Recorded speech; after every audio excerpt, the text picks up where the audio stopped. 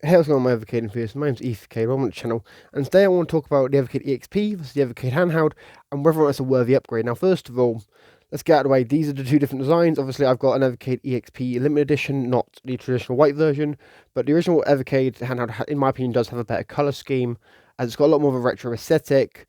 I also prefer the buttons on the older handheld, but besides that, what are differences between these systems, and should you upgrade from the original handheld to the EXP? Now, the first thing with the EXP is it's got Wi-Fi capability, so firmware updates are easier to do. You can just pop your games in, or put your cartridges in here, or just turn it on and connect to Wi-Fi, and just updates there, which is similar to what you can do with the VS, because obviously the VS is also Wi-Fi connected.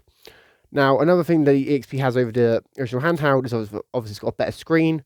Screen's better, which it was one of the biggest criticisms of the original Evercade handheld, was the poor quality screen.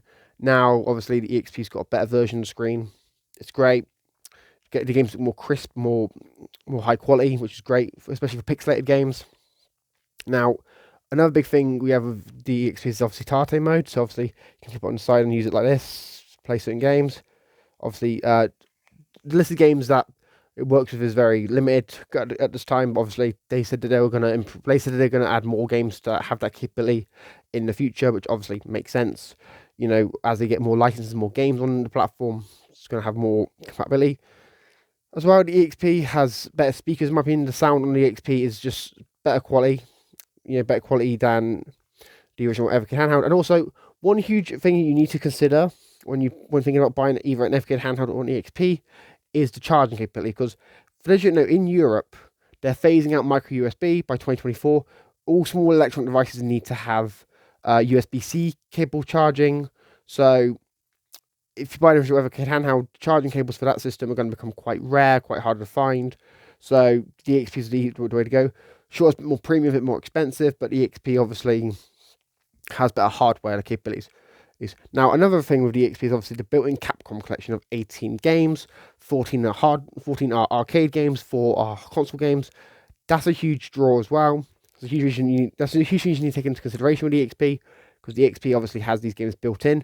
Plus, depending on which model you get, you can get either IRAM Collection 1 or Turboplane Collection 2 as part of the bundle, because obviously you can get one or you can get the one with both. So that's just something you've got to consider as well. And even if you don't have any cartridges for the EXP, or you buy the EXP second hand or whatever, you will still have the ability to play those 18 built-in games, as well as there being a secret menu for 5 games currently that's able to be unlocked on Evercade, which we don't know what those games are yet, but these systems have only really just come out, so hopefully soon we will find out what those games are and whether or not we can download them to have them permanently on the system, or if you have to enter a code each time in order to access them. Anyway, guys, let me know your thoughts in the comments down below. Which one do you prefer? Are you getting the Evercade EXP, or are you still in love with your Evercade handheld? You know, which one is to you the ultimate Evercade? You know, because obviously there's 3 different Evercade systems now, hardware wise, and obviously the EXP is obviously a faster system and on par with the VS compared to the Evercade handheld, which is slightly slower, slightly inferior.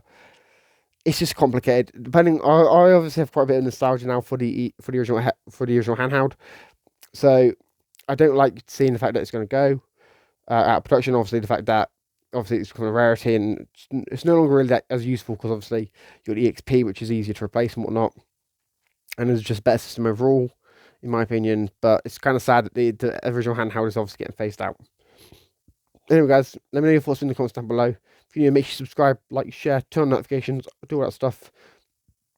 Let me know your favourite Evercade game in the comments down below. You know, is it Renovation 1, Pico 1, is it Namco 2? Let me know your thoughts. Let me know your favourite game in the comments down below. I've been Evercade, and I'm signing out. Peace.